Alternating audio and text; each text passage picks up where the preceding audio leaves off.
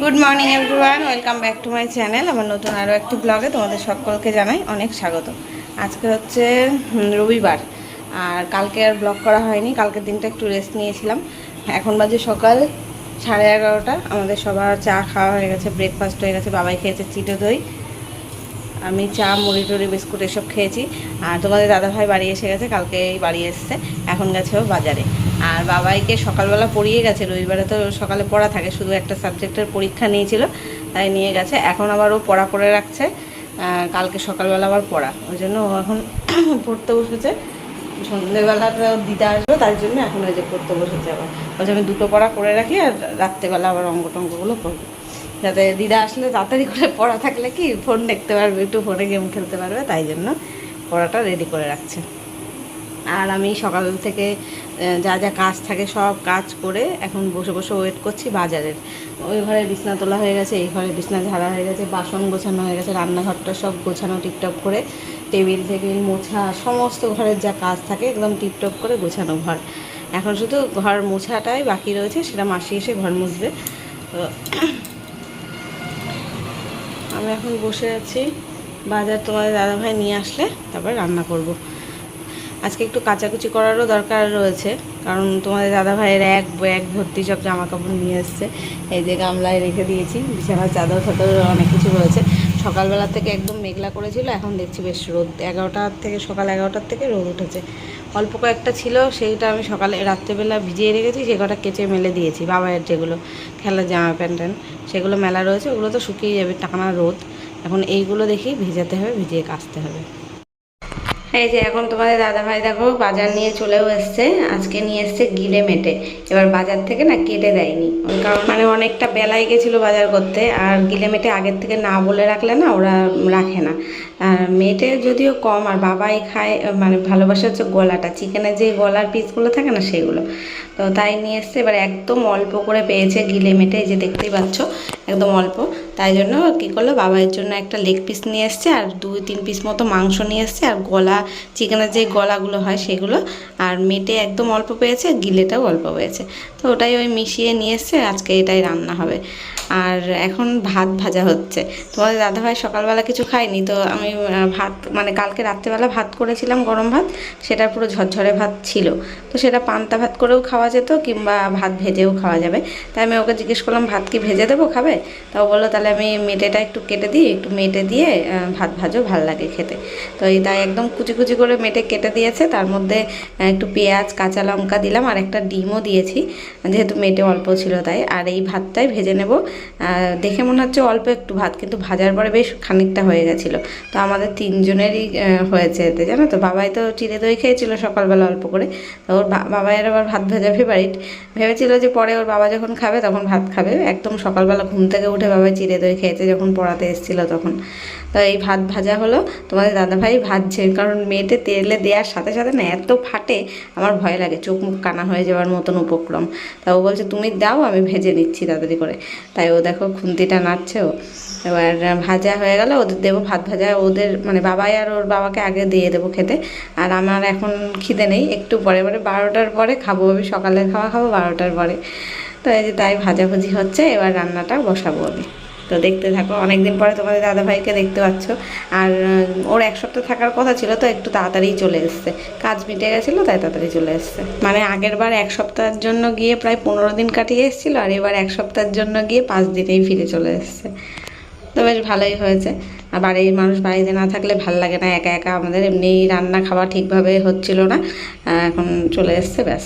এবার দেখো ভাতটা কি সুন্দর দেখতে হয়েছে, একদম ঝরঝরে, মানে দারুণ দারুণ হয়েছিল খেতে। আর এটা তো তোমাদের দাদাভাই ভেজেছে, আর যেটা ও রান্না করবে সেটা যদি একটু ভালো হয় খেতে, তাহলে এতবার বলবে। বাবাইকে বারবার বলছে, ভাই বল তোর মা ভালো রান্না করেছে না আমি ভালো রান্না করেছি, এই করছে। আবার বাবাইও এসে দেখে নাচছে, ওর বাবাকে দেখেছে না খুন্তি নাড়তে, এখন ও এসে নাচছে। তো চলো ওদের খেতে দিয়ে দিই, তারপরে আমি তরি তরকারি কাটবো। আজকে আবার শাক এনেছে, একটা কলমি শাক, সেটাও কাটতে হবে। কিন্তু তোমরা একজন কমেন্ট করেছো দেখলাম যে আমাবতীতে শাক খেতে নেই, কিন্তু সেটা তো আমাদের জানা ছিল না, ওই জন্য খেয়ে ফেলেছিলাম। এবার থেকে জানা থাকলেও আর খাবো না।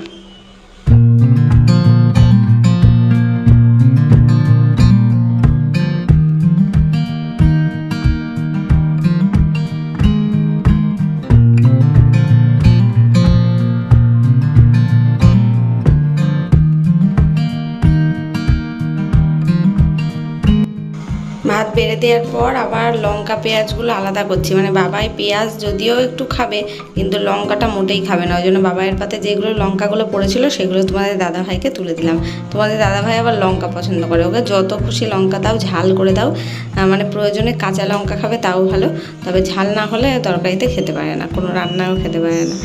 তা আমারটা ওই যে কড়াইয়ের মধ্যেই রেখে দিলাম, এখন ঢাকা থাক, একটু ঠান্ডা হোক, তারপরে পরে যখন খিদে পাবে তখন খাবো। আর দেখো ভাতটা অনেকটা পড়েছে এই গ্যাসের উপরে, এই ঝুড়ো ঝুড়ো ভাত ভাজতে গেলে না এরকম হয়, দেখবে ফ্রায়েড রাইস ভাজতে গেলে এরকম ভাত পড়ে, আর কোনো ভাত এরকম পোলাও বা কোনো কিছু রান্না করতে গেলে ওরকম পড়ে, ওই জন্য গ্যাসটা মুছে নিলাম। এখন বাইরে পড়ছে ঝিরিঝিরি বৃষ্টি,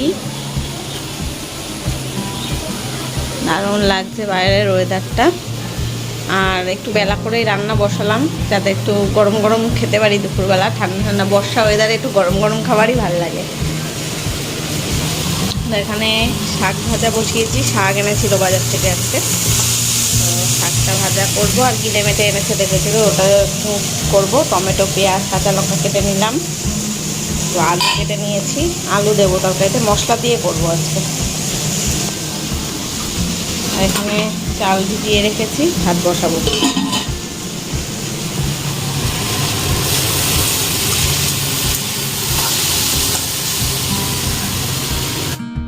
আর ভেজাইনি জানো তো কাচার জন্য, তোমাদের সাথে ভিডিওতে কথা বলছিলাম, তারপরে দেখলাম মেঘলা মেঘলা করে, মানে সকালের দিকে একবার ঝিরঝিরি করে বৃষ্টি এসেছিলো, তারপরে ভাবলাম না আর ভিজাবো না, তারপর যদি বৃষ্টি আসে শুকাবে না। ঠিকই করেছি, ঠিক এখনই এই রান্না করে আমি কেচে কুচে মেলতাম, তখন যদি এরকম বৃষ্টি হতো বাইরে মেলাও যায় না। মেঘ করে থাকলে তবুও জল ঝরে গেলে ঘরে তুলে রাখা যায়, কিন্তু এরকম বৃষ্টি হলে কি করে মেলবো বলো, মানে ভেজাইনি, ভিজিয়ে রাখলে আবার না কাচলে গন্ধ হয়ে যেত। কালকে যদি রোদ ওঠে কালকে কাচবো।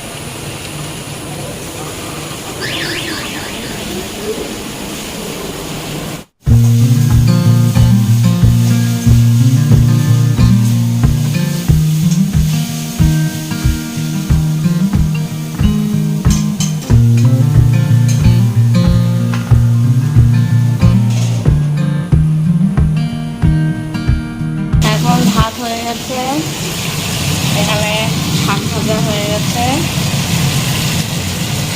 আর মাংসটা কষাচ্ছি। একটা বাবার জন্য লেগ পিস নিয়ে এসছে, তো ওই জন্য আজকে গিলে মেটেটা মশলা দিয়েই করলাম, নইলে তো অন্যদিন আদা রসুনের পেস্ট আর লবণ হলুদ দিয়ে করি। আজকে একটু জিরে গুঁড়ো লঙ্কার গুঁড়ো সবই দিয়েছি, নামানোর সময় একটু গরম মশলাও দেবো।